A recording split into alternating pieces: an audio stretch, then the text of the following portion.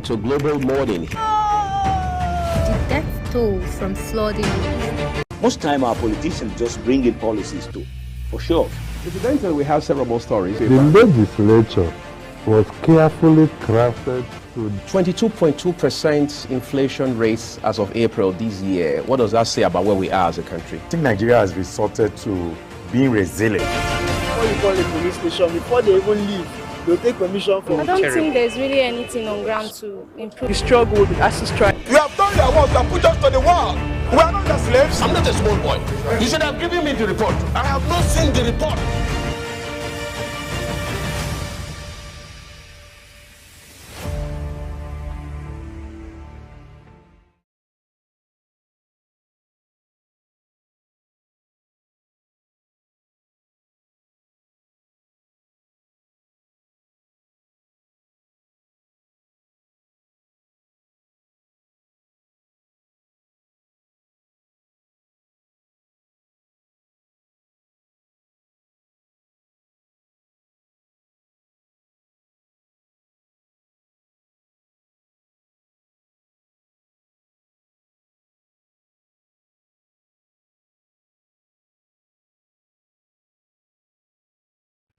Good morning and welcome to the program. It's a Global Morning on Global Television, and we are happy to be part of the population. Today's World Population Day, globally celebrated, and it draws the urgency and the importance of world population, ways to manage it. And the theme for this year is ensuring that no one is left behind.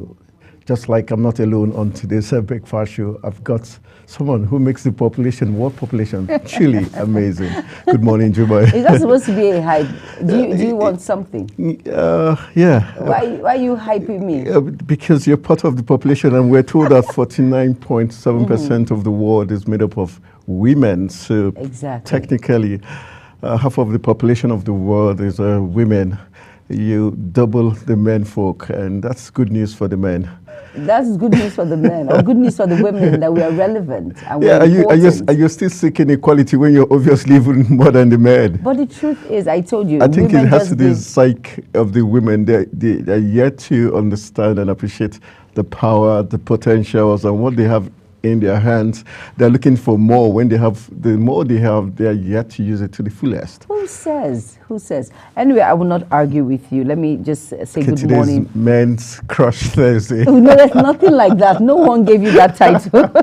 There is nothing like that. All right, good morning to each and every one of you out there. It is a beautiful Thursday morning, and yes, happy World Population Day. It's amazing to be part of the world populace. It's an amazing feeling, and of course the United Nations has cause to celebrate World Population Day, because you and I, we make a difference, right, Anthony? Yeah, definitely, and we actually make the world a very interesting place. But yes, today is a very strong call for us to unite and ensure that the population, no one is left behind in terms of vulnerable groups, those who have gotten missing due to the conflict around the world and the social injustice around the world. For us, to put hands together to help the less privileged and ensure that there's world peace.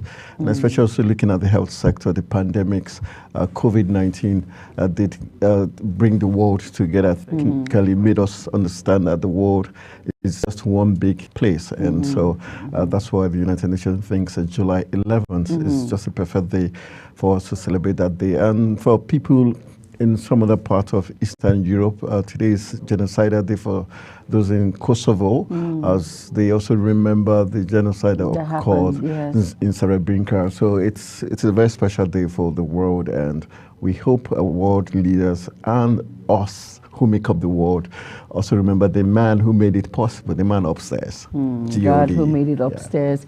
I say God who made it upstairs. God who made it possible for, and that's why I always say, once there is life, there is hope. Plenty of hope. Yes, we should try as much as possible to show gratitude that you and I make the world populance. It's very important. That's why this day is a very special day, World Population Day.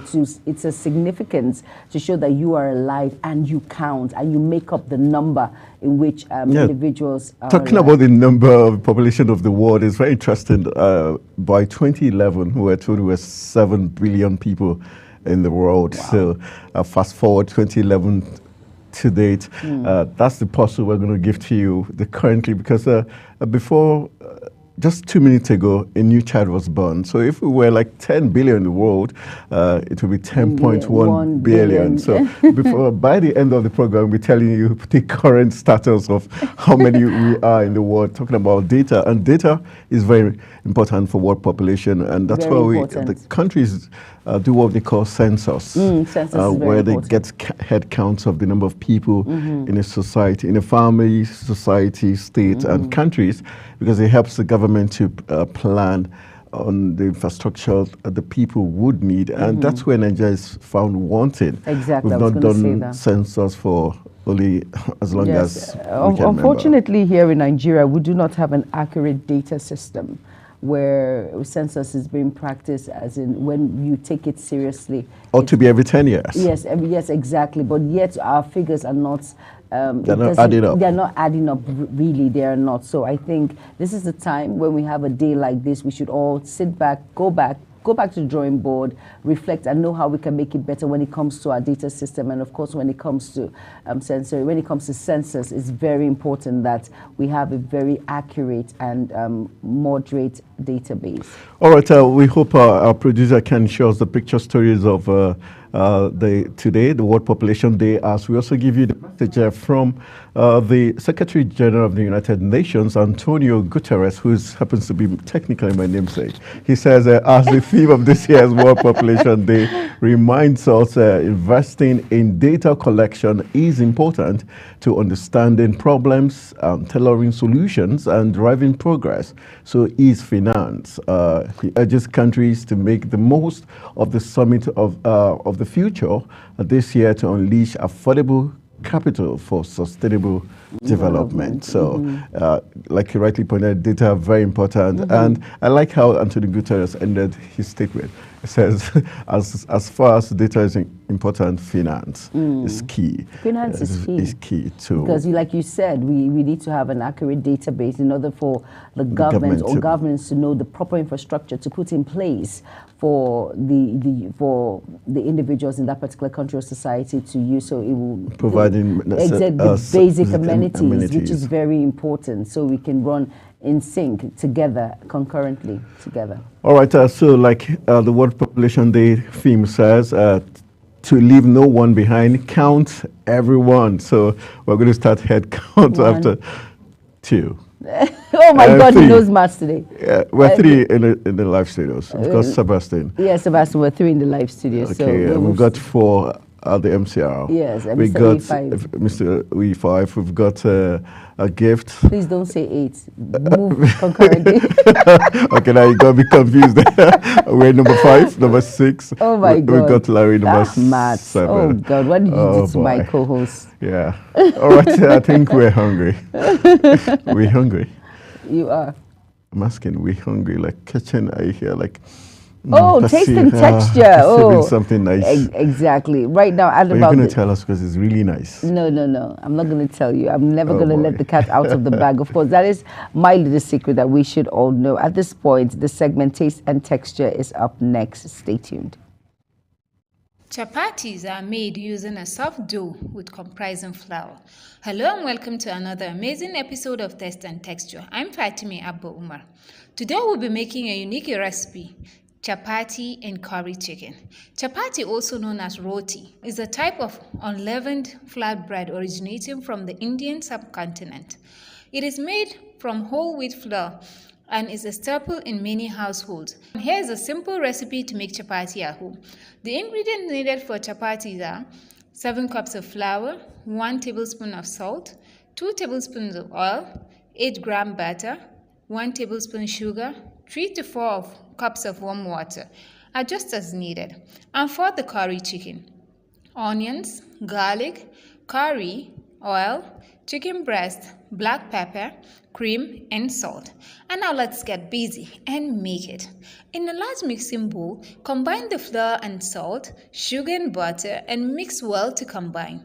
Gradually add water to the flour mixture, mixing with your hand or a spoon until the dough starts to come together. Knead the dough for about 10 minutes until it is smooth and elastic. The dough should not be too sticky or dry. Adjust the water or flour as needed. Cover the dough with a damp cloth and let it to rest for at least an hour. After resting, divide the dough into equal sizes, about the size of a golf ball. This recipe should make approximately 10 to 12 chapatis. Lightly dust a rolling surface and a rolling pin with flour. Take one dough of ball and flatten it slightly with your fingers. Dust it with a little flour to prevent sticking. Roll the dough ball into a thin round disc about 6 to 8 inches in diameter. You can measure it the way you like. Add a little butter to it. Roll and flatten it with a rolling pin. Try to keep the thickness even throughout.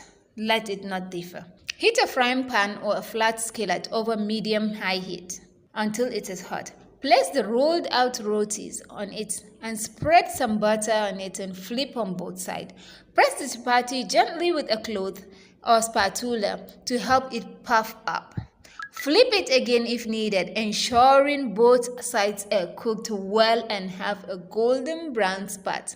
Remove the chapati from the pan and place it in a container lined with a clean cloth. Cover it and keep it warm.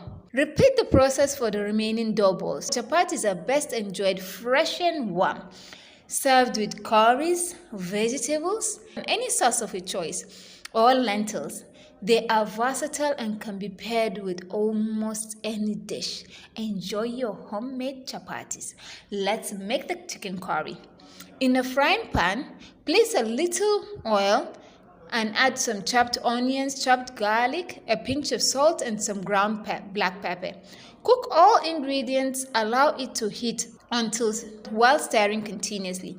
After 5 minutes, add tomato sauce and some curry powder and continue stirring and cook for another 5 minutes.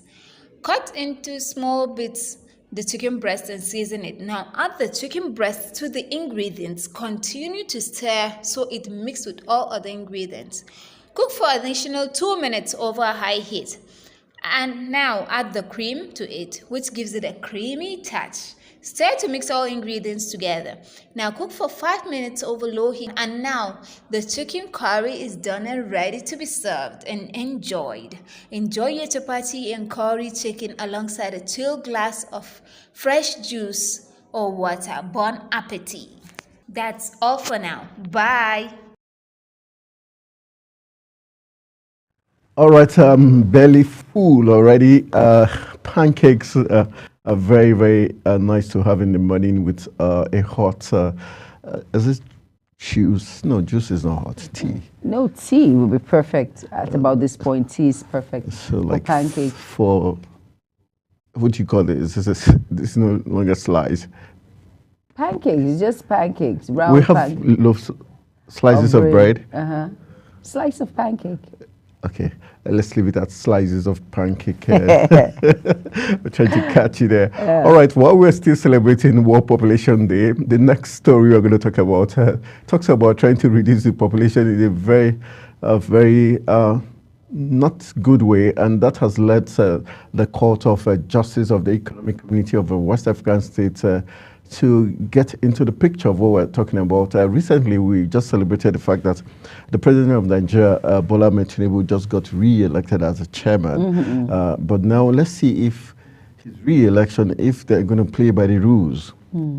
Because this concerns the ECOWAS Court. The Court of Justice of the Economic Community of West African States, ECOWAS, has found the Nigerian government guilty of human rights abuses in its response to the EndSARS protest in October 2020.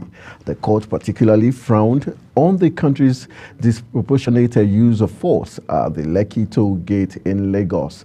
The ruling issued on July 10, 2024, mandates the Nigerian government to pay a total of 10 million naira as compensation to each victim named in the suit. The case brought before the ECOWAS court by the coalition of human rights activists and organizations alleged that severe violations of fundamental human rights by Nigerian security forces.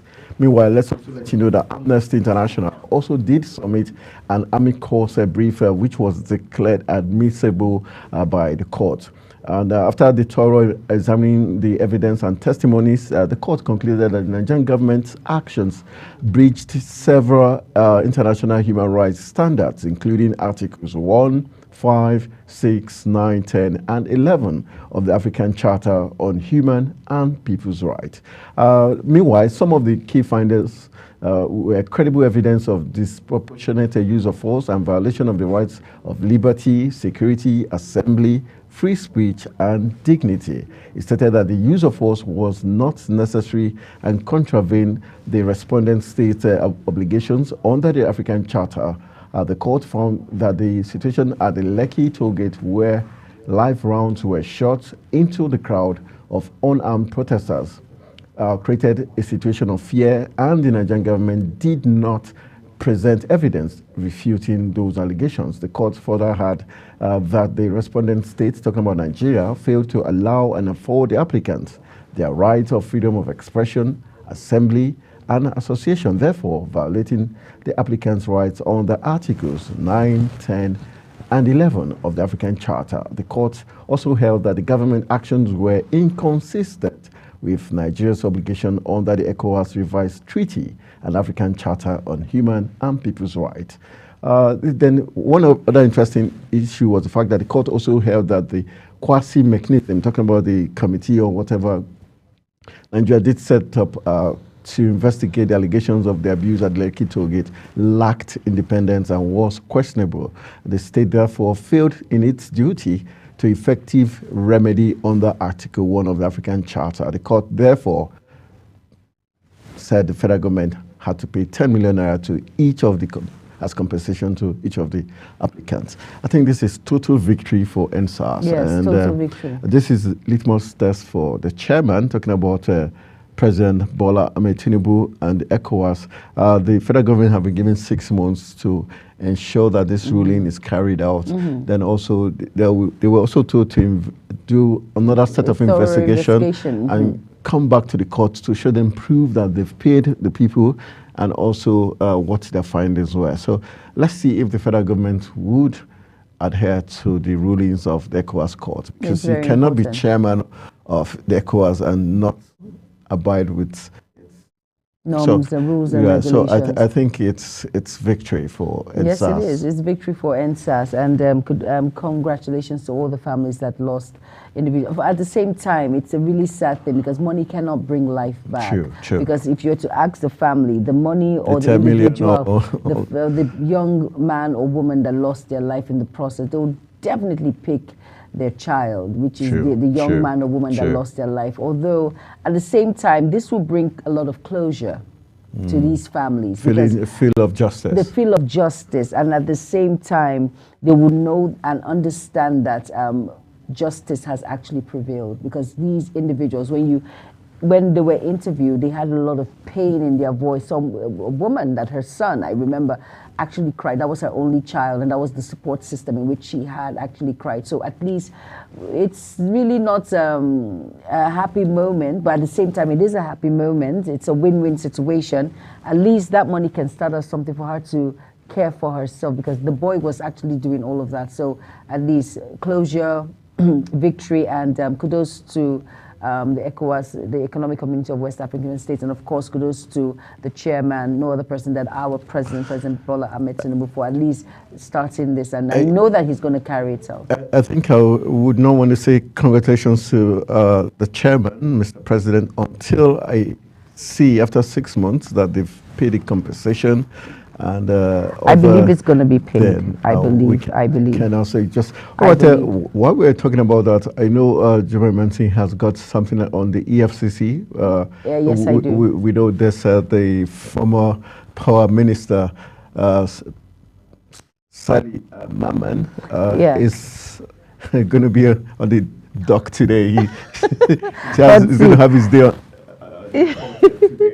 Yes, he is going to have his day in the court today. And of course, the Economic Community of West African States, the Economic and Financial Crimes Commission, EFCC, will on Thursday, which is today, arraign a former Minister of Power, Saleh Mamon,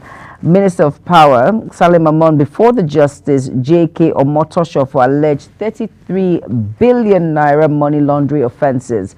Now, according to an insider at the commission, Mamon will be arraigned on a 12-count charge bordering on conspiracy to commit money laundering and possession and use of known proceeds of criminal conduct. Now, the charge document signed by the Prosecution Counsel, Adeyinka Olumide Fasika San, and others which were cited, reads that the counts 1 to border on conspiracy to commit money laundering, count 3 to 4 borders on money laundering by cash payment in excess of lawful limits. Okay, I like all the counts. I just wanted to get to the last. Now, count 5 borders on purchase of landed properties with cash payments, while count 612. He had a game plan. While count 612 border on possession and use of known proceeds of criminal conduct. Now, the investigation spans from 2019 to 2022, when he was minister under the former president Muhammadu Buhari. Now, I like what this person is saying. Now, some of the comments, he says nobody is too big to be voted. Now, these things. I like the way they spread the count. 1, 2 is a conspiracy. Like, the 3 is actually the action of the money laundering. Exactly. And for the payment of the money above limits, then purchase of landed properties. The guy has. He had his plan and money were invested. I would say the anti-graft agency, EFCC, the Financial Crimes Commission. No, really, they're doing an amazing job. But I want to really say, like I always say, we always say it on this program, it's not all about bringing an individual out and then saying he committed this offense and that. Yeah. And at the long run, everything just dies down at the long run. That's what we see and that's what we know. But I pray this time around, justice will definitely prevail. Now that it's out in the open, all the landed properties, all the cash payments, all of these things that he did. And some, when he held an appointment during the time of President Muhammadu Buhari. So we hope to see that justice prevails. It's very important. Money laundering is a very serious offense, really. All right, I think just about before we get to the global AM news, I think yesterday was amazing. I don't know if you were part of us who were supporting sports. England. Extended Nigeria, talking about England. It was amazing last night. We had the 3 Lions face the Dutch Orange team boys. First of all, the English team went behind 1-0 and was like, okay, England finally was going to be sent back in. They equalized and now scored the winning goal. And the man who scored the winning goal, he just came in. It was a substitution. In less than 5 minutes after coming in, he scores the winning goal, and England are through to the final. So it was joy everywhere yesterday because lots of Nigerians wanted the English team to get to the finals. I'm sure they did. But the fact that the black players were the ones who gave England the victory made us feel even more happy. Even more happy. So but at the same time, there must be a winner, there must be a loser.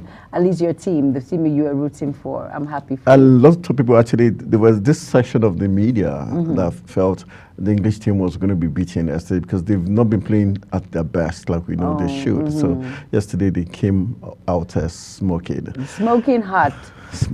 So let's get some sporting news, and we'll be on into the Global AM news, where you get the big stories making the rounds. Stay with us. Hello sports fans, welcome to Sports News Update. Lionel Messi was on target as world champions Argentina turned on the style to beat Canada 2-0 and reach the Copa America final, where they will look for a third straight major title. The defending Copa champions will face the winners of Wednesday's semi-final between Uruguay and Colombia in what will be highly anticipated final in Miami on Sunday. The 15 times Copa champions produced their best display of the tournament in front of a capacity crowd at the 82,500 MetLife Stadium, and as in their 2022 World Cup triumph, they look to be peaking at the perfect moment. Spain captain Alvaro Morata has twisted his knee in a freak accident after a security guard slipped and fell into him only minutes after his country qualified for the Euro 2024 final. Spain were excellent on the night as Lamine Yamal shone in a 2-1 win over France in the semi-final of the European Championship.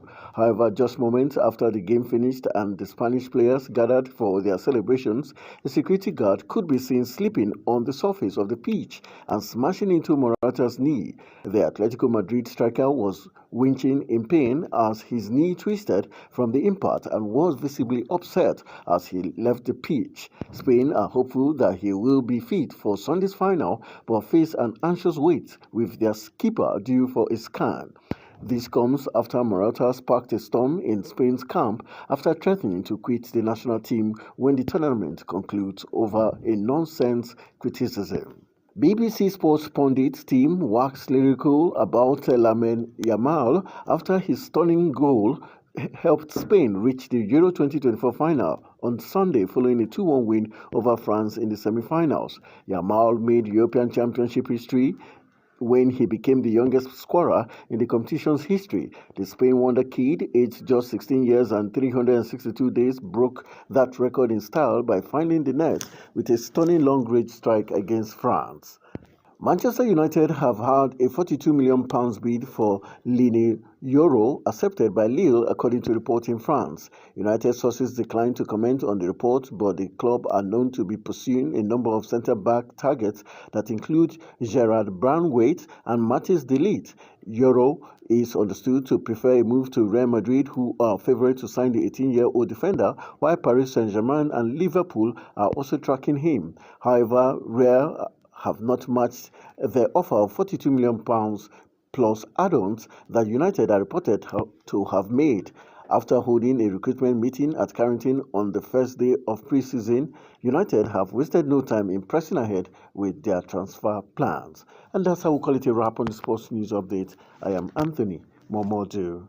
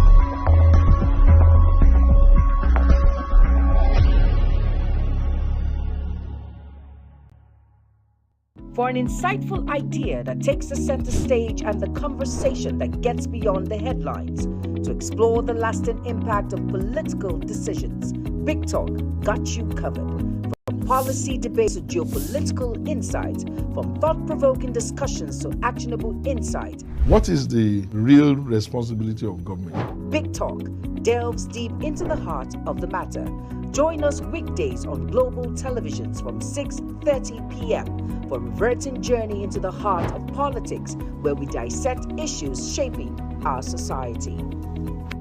With every government and introduction of new policies, businesses of all kinds and sizes seize the opportunity to evolve and redefine themselves. Business Point on global television is where we follow the money and put the facts and figures right in front of you. Watch Business Point every Monday through Friday at 11 a.m. as Kikelamo Okeri tracks all the latest developments across critical sectors. Business Point. This is business. Are you ready to be entertained like never before? Get ready to dive into the latest and greatest entertainment news in lifestyle, music, movies, birthday celebration, and so much more. All on Entertainment Circle on Global Television. From the hottest red carpet event to exclusive interviews with your favorite stars, we've got you covered. Stay up to date with the latest trends and news from the entertainment world, all in one place. Tune in every Saturday by 1 p.m. with Chong Annabelle Joseph on Global Television. In an ever-busy world, the increasing...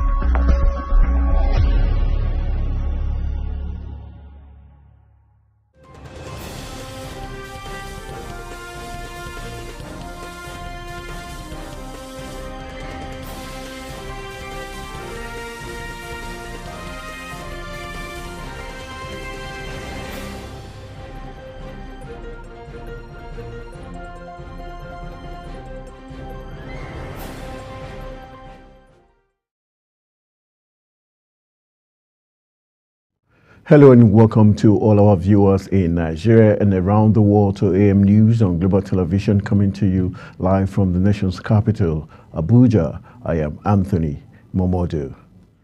President Bola Tinubu has sworn in 8 federal permanent secretaries. The 8 permanent secretaries took the oath of office just before the commencement of the ongoing Federal Executive Council meeting at the State House, Abuja. It is the 14th session of the Council since its inauguration on August 28, 2023. The brief swearing-in ceremony, which was conducted in 2 batches of 4 each. The Nigerian Army says close to 300 special intervention projects it has undertaken across the 6 geopolitical zones are significantly contributing to its non-kinetic efforts at containing the multifaceted security challenges facing the country. Chief of Army Staff Lieutenant General Tarid Lagbaja stated this in Uyo, Akwa Ibom State, while inaugurating 2 classroom blocks at the Lutheran Primary School, Non-Udo Ibesukbo, Asunton local government area of the state. The project executed by the Major General Solomon Odunwa, retired, who hails from the area, were part of Chief of Army Staff's Special Intervention Project in honor of the retired Army generals in the country. The People's Democratic Party's National Working Committee has suspended its National Vice Chairman, Dan Obi, for his alleged involvement in sabotaging the party's efforts in Edo State. The party's chapter in Edo State has been faced with internal conflicts since the governorship primary election on February 22, 2024, which resulted in Asu Ighodalo emerging as its governorship candidate. The federal government is on the verge of agreeing on a new national minimum wage as President Bola Tinubu has invited the organized labor consisting of the Nigerian Labour Congress and the Trade Union Congress to a meeting at the presidential villa that has been scheduled. President Tinubu is reportedly willing to settle the lingering talks on minimum wage at the meeting, a development believed to have necessitated the move. The continuous increase in the prices of goods and services over the past year has informed President Tinubu's approval of 150-day duty-free import window. Correspondent Michael Edikan went around town to sample the opinions of Nigerians on the new policy move. His report. More than a year, prices of food items in Nigeria have continued to skyrocket with no solution in sight. There is hardly a food item that has not witnessed daily price increase of recent times in all parts of the country. Worried by the situation, the federal government approved duty-free on some imported food items such as rice, maize and wheat, which will last for 150 days. In an interview, some Nigerians expressed anger frustration over the short period of the policy. Okay, actually my concern about importation is that importation reduces our general GDP. So if the border is closed, let it remain closed. It has not helped us as the common citizen of this nation. So the better way forward is to empower the local indigenous to do our own production. Production will grow us better and it will help us. We are starving for now and we promote agriculture for a few time, we will still reap the future, and our children will enjoy it better than reopening and closing border as a temporary measure. I think I don't succumb to importation of food crop in any way.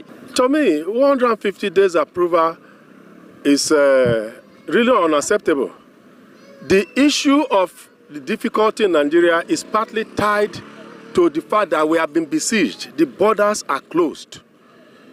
What you don't have, you should import. There is no nation that don't import goods. Nigerians, we don't produce enough to feed our citizens. You don't want us to import what we don't have. United States imports from China what they don't produce. There is no country that is an island. The issue is that what you don't have sufficiently in your country, you should import it to supplement what you have. To say you are not going to import what you don't have, you are unnecessarily suffering the populace. The border should be open so that food items should be cheap, because people are really, really suffering. One cannot go to the market and come back smiling. Each time I personally go to the market, I'll come back angry because I don't know where we are going to. Imagine 1 kg of semo is sold now for 2,000. It's not funny at all. The government should please open the border so that we will not die. That's the best thing they're supposed to have done long time ago.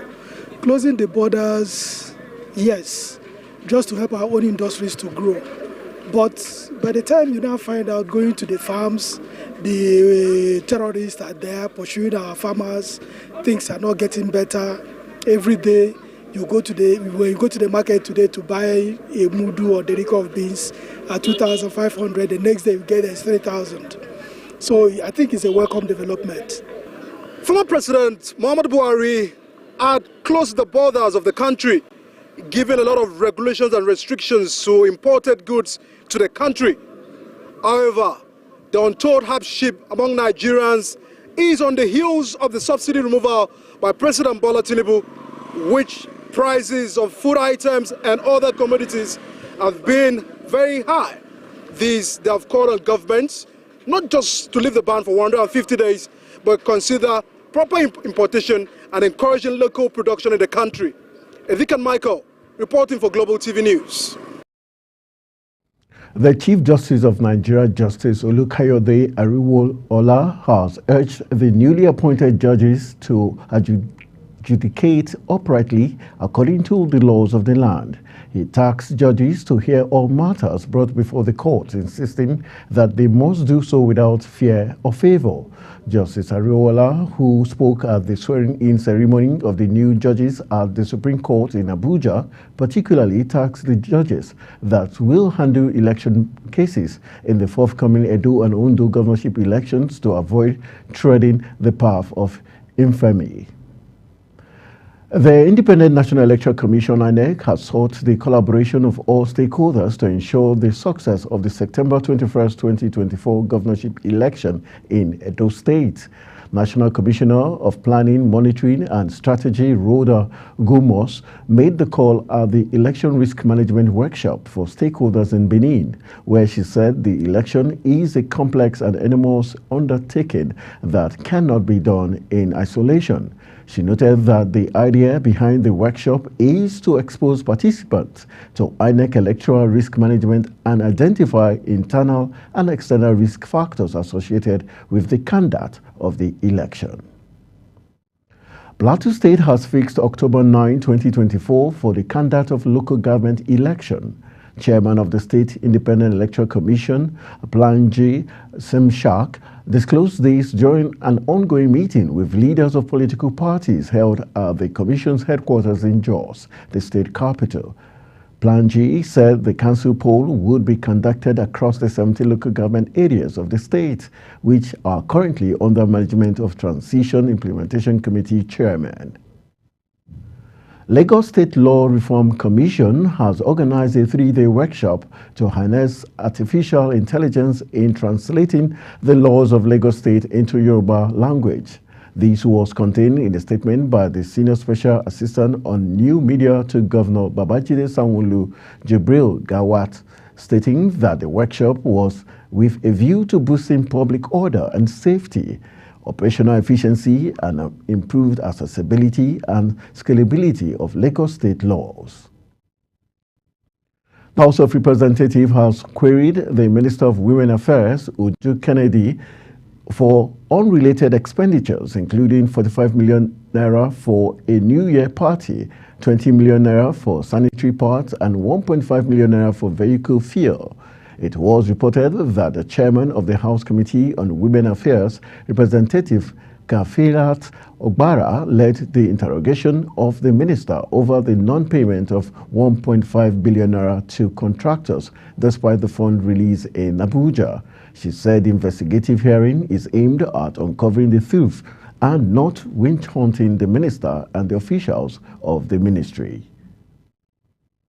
Former aides of immediate past governor of Kaduna State, Nasir El-Rufai, say the current governor of the state, Obasani's administration, has been drawing from the various foreign loans facilitated by the immediate past government in the state.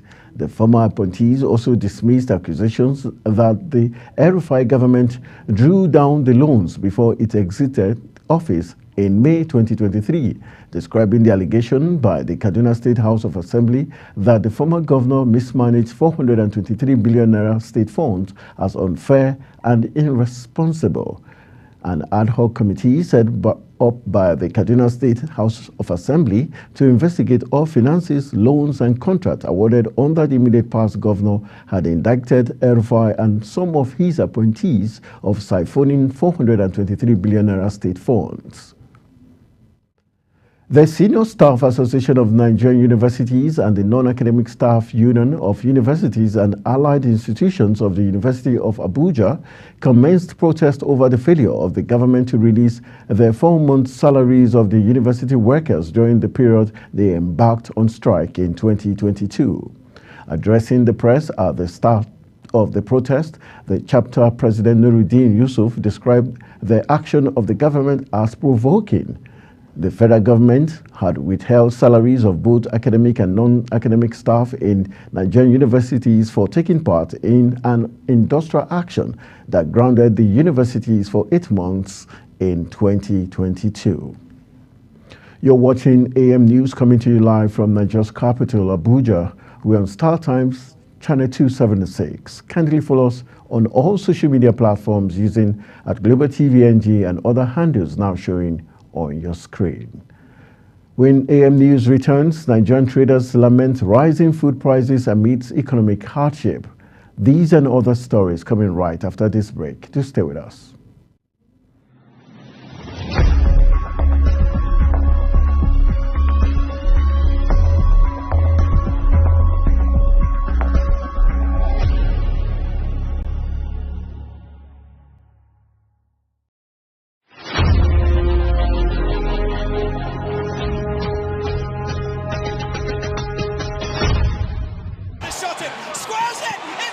It's time for sports' biggest moments on global television. The headlines, scores, breaking news, and commentaries on sporty events. Talking with the biggest players, strikers, and about the slam dunks and goals, stunning saves, near misses, and upsets. Let's talk about the greatest home runs, comebacks, knockdowns, and victories. Talk sports with the king of sports, Anthony Momodu. Weekdays, 10 a.m. Don't miss out.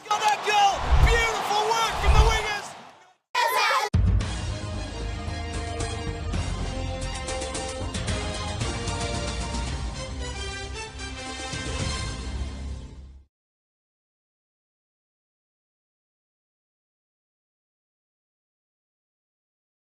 Come back from the breakout. This is Global Television bringing you live broadcast of AM News. Thank you for staying with us. On the foreign scene, authorities say Russian strikes have killed 3 people in southern Ukraine, including the Black Sea port of Odessa. Russia has carried out nightly attacks on cities across Ukraine since launching its invasion in February 2022. It was unclear whether the deaths were caused by direct hits or falling debris from destroyed missiles. The Southern Defense Forces said Russia launched a ballistic missile and 4 guided missiles at the southern ports. In the meantime, United States President Joe Biden has pledged to provide Ukraine with 5 new strategic air defense systems to counter relentless Russian attacks in a forceful speech welcoming NATO leaders to Washington, D.C. In brief but strongly delivered remarks at the opening of the summit, the president declared the military alliance more powerful than ever as it faced a pivotal moment in the war between Russia and Ukraine. Biden said the U.S. would partner with Germany, Italy, Netherlands, and Romania to donate Patriot missile batteries and other systems to aid Ukraine amid growing civilian casualties in the conflict. The Israeli military has told residents of Gaza City to evacuate south of central Gaza Strip amid intensified operations in the north. Leaflets dropped by aircraft instruct everyone in Gaza City to leave what is described as a dangerous combat zone via designated safe routes, marked as two roads that lead to shelters in Deir Bala and Al-Zadar. The United Nations says it is deeply concerned about the evacuation orders being given. Over the past 2 weeks, Israeli forces have issued evacuation orders for the re-entered several areas of Gaza City where they believe Hamas and Palestinian Islamic Jihad had regrouped since the start of the year. The first methanol-powered ship to ply routes between Europe's busy ports was unveiled in Rotterdam, with shipping owners hoping to spur efforts to bring down the industry's huge carbon footprint. Its owners stated that the Eco Maestro, a 13,675-ton container carrier, will head off Antwerp in the next few days before plotting a course for Klaipėda in Lithuania and Riga in Latvia. Capable of carrying more than 1,200 standard containers, the Eco Maestro is one of the handful of ships globally that is capable of running on both green biomenthol fuel, which is far more polluting. Authorities say a man has been caught trying to smuggle over 100 live snakes into mainland China by cramming them into his trousers. China Customs said the unnamed traveler was stopped by custom officers as he sought to slip out of semi-autonomous Hong Kong into the border city of Shenzhen, stating that officers seized 104 of the scaly reptiles, including milk snakes and corn snakes, many of which were non-native species. In business, as part of efforts to address the food crisis in the country, the federal government is sending 60 trucks of fertilizer to each of the states of the federation. Each of the 109 senators will also receive 2 trucks of fertilizer for distribution to farmers in their constituents, while the 360 members of the House of Representatives will get 1 truck each to distribute in their constituencies. The Senate, which disclosed their plan while debating on the food crisis at plenary, called on the federal government to expedite action on the fertilizer distribution.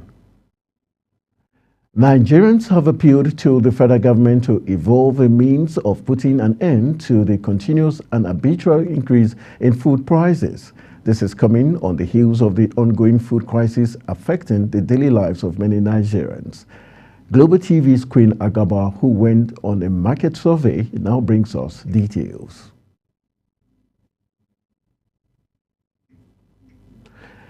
And still in the news, the Nigerian Customs Service Sokoto and Zamfara Command auctioned 56,164 liters of petroleum motor spirit seized from smugglers in Sokoto.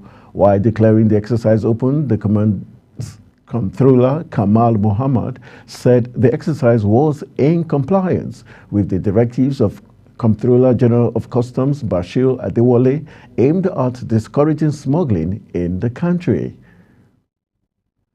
The Nigerian National Petroleum Corporation (NPC) says it is in talks for another oil-backed loan to boost its finances and allow investment in its business.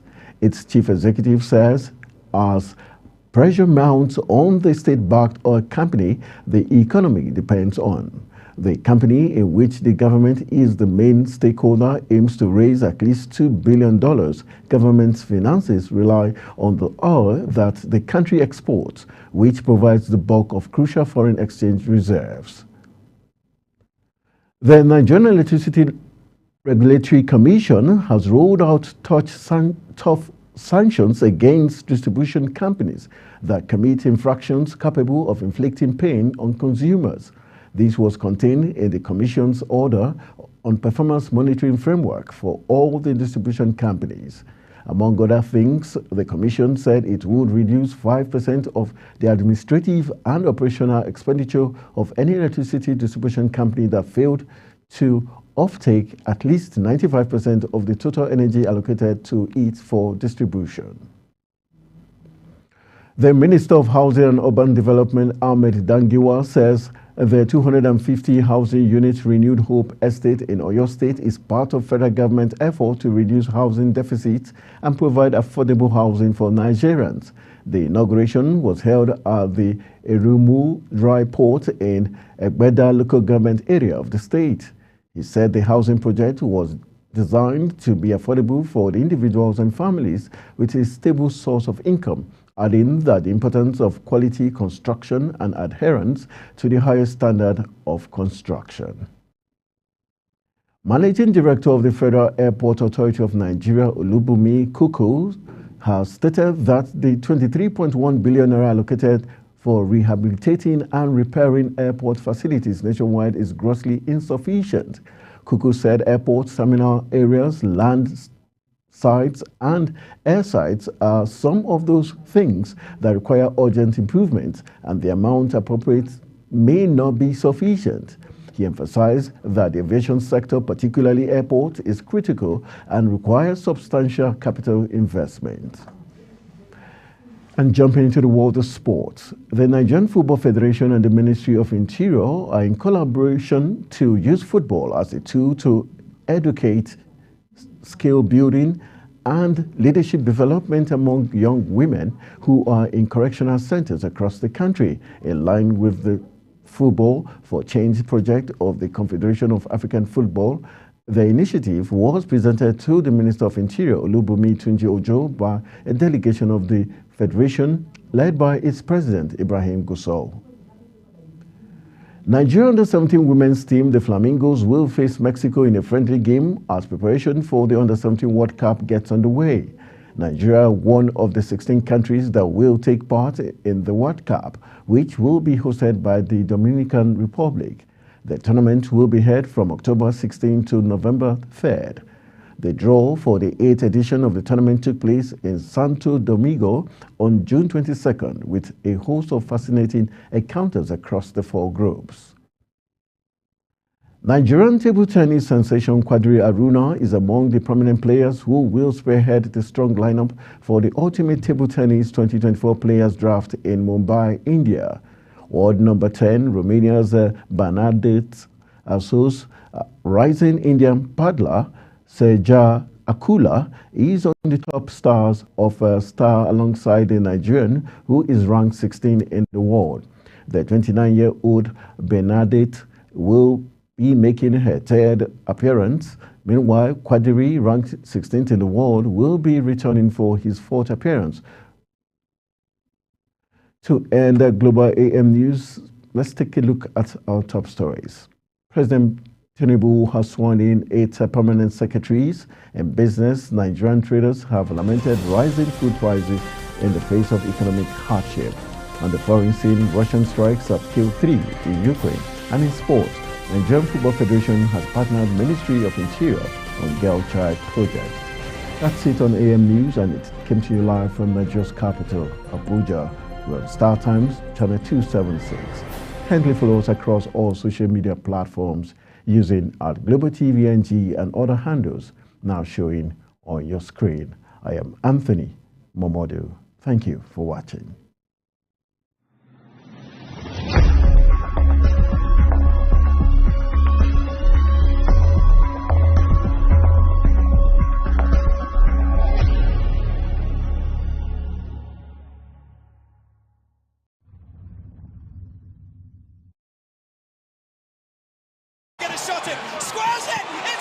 It's Time for sports' biggest moments on global television. The headlines, scores, breaking news and commentaries on sporty events. Talking with the biggest players, strikers, and about the slam dunks and goals, stunning saves, near misses and upsets. Let's talk about the greatest home runs, comebacks, knockdowns and victories. Talk sports with the king of sports, Anthony Momodu. Weekdays, 10 a.m. Don't miss out.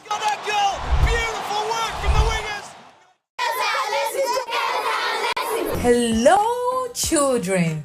Gather around, let me tell you a story. Do you know that stories have a way of captivating the minds of children, bringing fun and imagination to teach them morals? Join Sharon Ajay as she takes you to explore the thrilling and exciting world of storytelling. I'll be sharing with you our next interesting story. Tune in every Saturday on Global Television, time 5:30 p.m.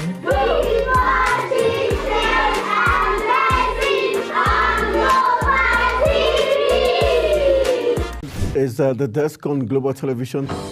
Nigeria. Come join Anthony Momodu on television's most compelling and facts-finding talk live show.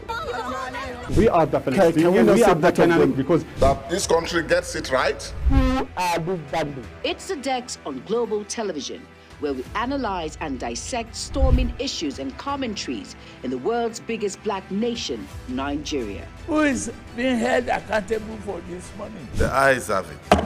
We stay and decide policies and reforms on the Dex. Tune in Mondays to Fridays, 5 p.m. to 6 p.m. on Global Television. Let's stay on the Dex. Global Morning is your ultimate destination for engaging political and economic matters. I am Uyi Agmofwebe. And don't forget to include social discussions. Tune in every weekdays from 7 a.m. to 10 a.m. I am Queen Agaba. For insightful breakfast ideas, business summaries, sports highlights, international and local news perspective, I am Anthony Momodu. Don't miss the in-depth analysis of current and political issues by the Global Morning team and experts. I am Jumai Manson. Catch Global Morning here on Global Television. Getting on the action. I am Edikan Michael. We are the Global Morning team.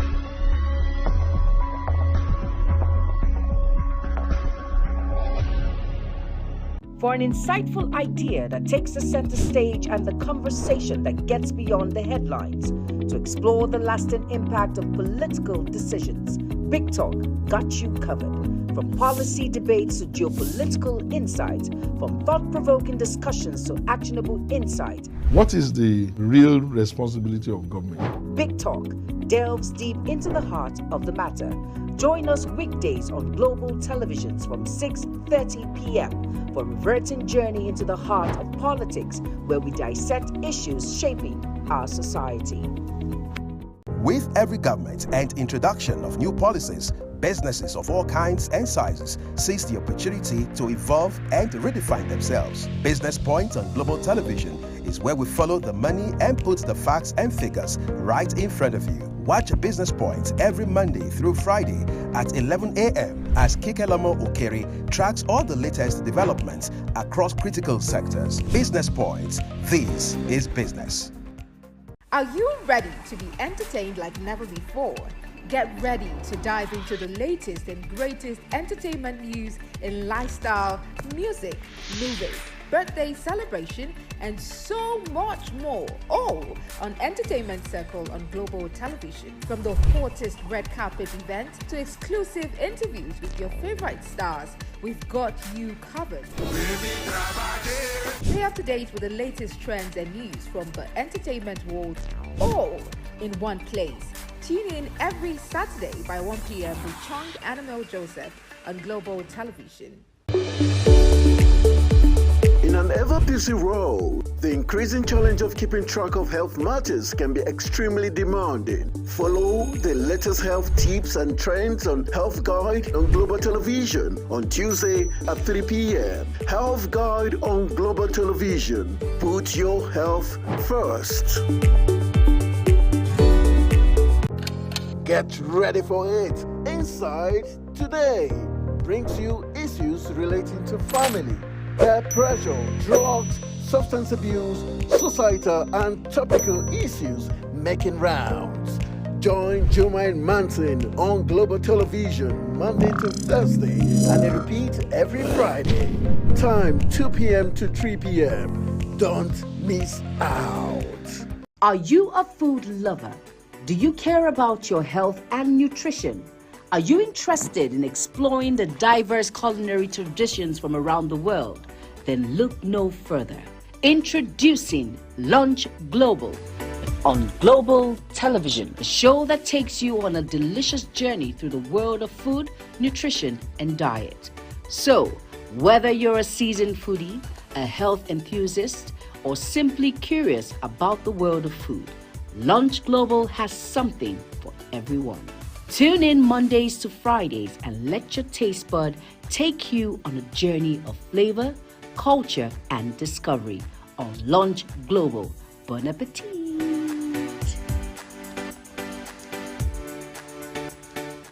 Time check. It's midday. Then it's Midday Discourse. Midday Discourse is a program that covers trending local and international news, current issues, and human-related topics. Join Samuel Odi weekdays 1 p.m. on Global Television. The discussion starts here.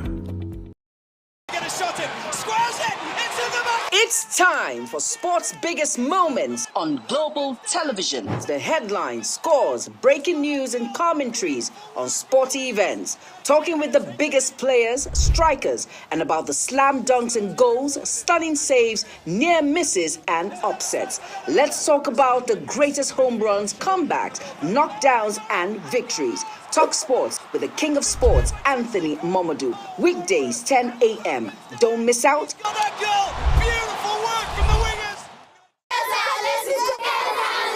Hello, children.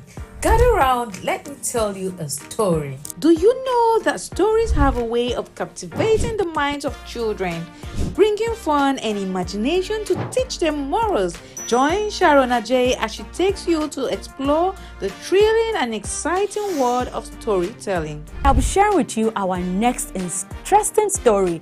Tune in every Saturday on Global Television, time 5:30 p.m.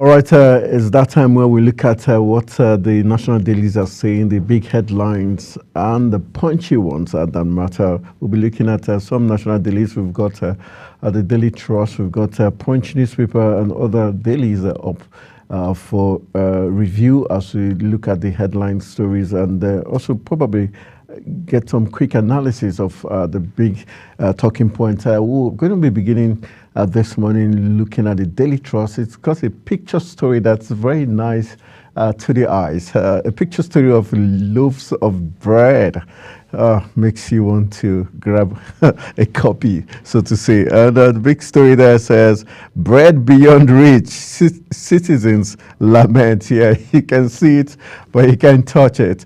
That's the headline story there. Bread beyond reach as citizens lament is the headline story there on the Daily Trust. Bakeries are shut down due to rising cost of production. Nigerians seek relatively cheaper foods. Government must act now, says Master Bakers. That's the headline story there. You could see the loaves on the shelf. All right, other headline story says, NEC reels out new sanctions for discos. Talking about the power sector there. Women minister and reps in shouting match over alleged diversion of 1.5 billion naira. There's always something about women ministers and reps. When it comes to money, we naturally know that women are good managers, but the humanitarian affairs and women affairs recently have been making us feel otherwise. All right, Tinubu has been fenced off by forces, says Ndume. Tinubu has been fenced off by forces, says Ali Ndume. Is a very interesting story. You would want to grab a copy of the Daily Trust to find out who are the forces. We've got thugs and residents clash in Rano over Sanusi's emissary. That's very quite disturbing in Kano. Thugs and residents clash in Rano over Sanusi's emissary. Is the headline story there. We've got Borno government reintegrates 8,490 repentant Boko Haram members. Borno government reintegrates 8,490 repentant Boko Haram members. We've got conflicting court orders is the kicker there. CJN vows to deal with errant judges. Conflicting court orders is the rider. CJN vows to deal with errant judges. Is one of the headlines. Then we've got Samoa reports is the kicker. Federal government to await a position of media ombudsman is the headline story there. The Samoa agreement has been causing lots of issues. Controversies. Yeah. But, I just want to get your take on the picture story of bread beyond rich. I like that caption. On the bread, it looks brown, soft, and... No, this is luscious. For bread lovers like myself, how you all doing? This is the type you hold and you press it and it goes with... Yeah, this goes with some very nice, but it's unfortunate. It's very bread sad. Beyond, you see, you can't touch. Yeah, like this is so sad. And every household in Nigeria, as we speak, love bread. You know, bread, breakfast, when it comes to... Okay, breakfast. I think I will go...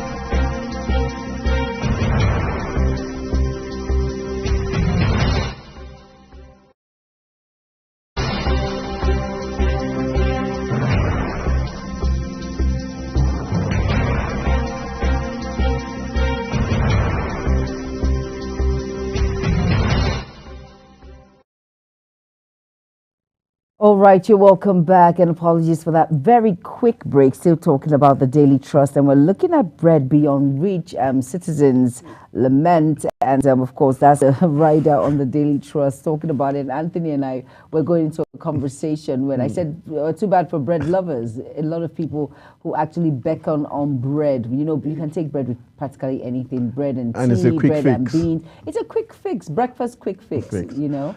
But it's just unfortunate. 2 days ago, I went into a provision store where I usually buy bread.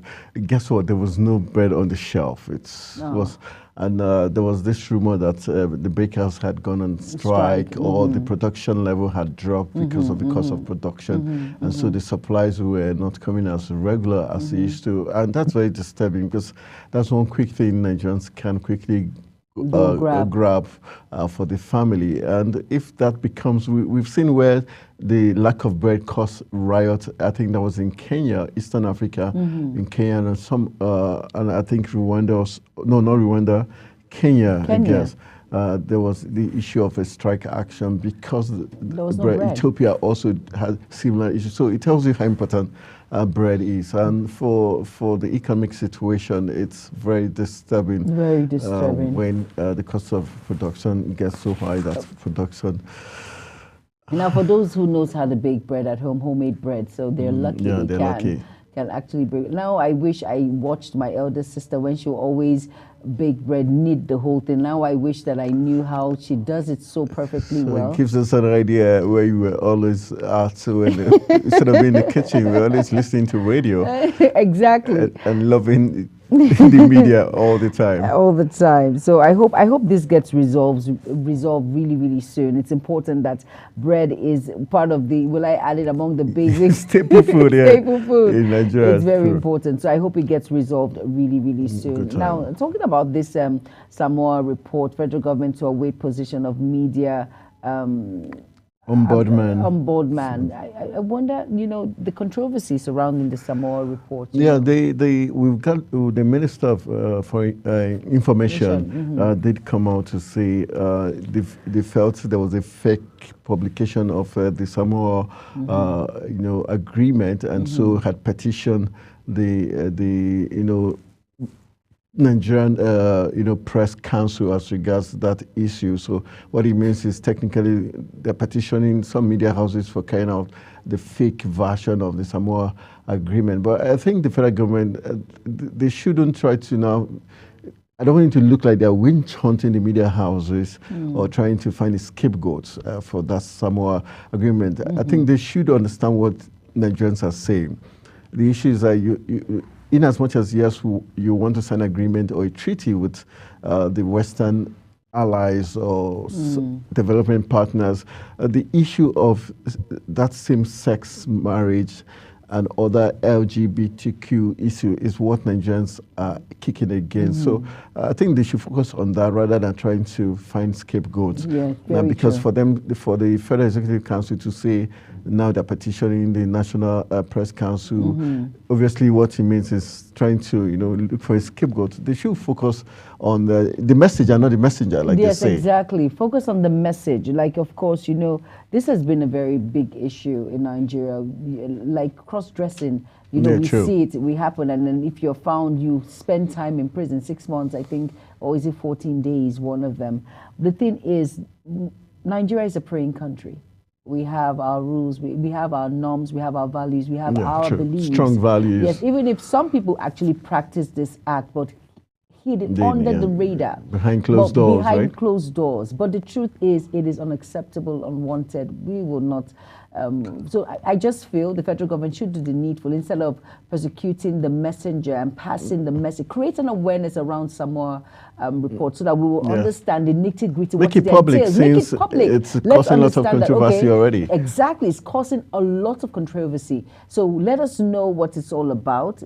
Tell us. In details, right. In details, create that awareness, why it is so important that we have to partner with these developing countries, and it has nothing to do with the LGBT LGBTQ groups and all of that, and then tell us it has nothing to do with same-sex marriage, has nothing to do with signing a contract that says that we will practice this or we will allow it in our country. Explain it to us. We're very understanding people. Look at our governance from the last administration to this present administration. We're understanding people. We all know that and we always believe people so much. So we'll definitely believe whatever you're telling us, but make it clear in thin, straight lines so that there'll be an understanding. So there will be no contrary opinion when it comes to the Samoa report. I think that's what the government should. All right, for Borno State, are you confident about the government already reintegrating 8,490 repentant Boko Haram? The question is,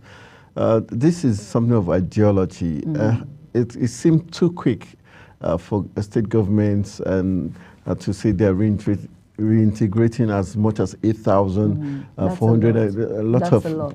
And they're saying these are repentant Boko Haram. I'm wondering what the criteria is they're using, confirming that they've truly repented from their old ways, and what's the guarantee that they would not go back or are going to be a mold for the already almost eliminated Boko Haram sect. So I think we have to be wary of that, probably because they are already losing out.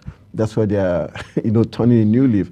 What's the guarantee that if they begin to get back their mojo, they would not turn back? So I think it's a very tricky one. Very tricky one indeed. And of course, we should understand that with this present economy which we find ourselves, if you ask some repentant Boko Haram individuals, you ask them, why did you decide if they were forced, why did you decide to go into insurgency? Why did you decide to go into this sect when it comes to being a Boko Haram member? They'll tell you they needed money to cater for their families. They had to be the one to sacrifice so that they can get enough money with the money which they earn and all of that. So I think we should be very careful not to believe people and ensure that really they are repentant, as they say, before you reintegrate them into society.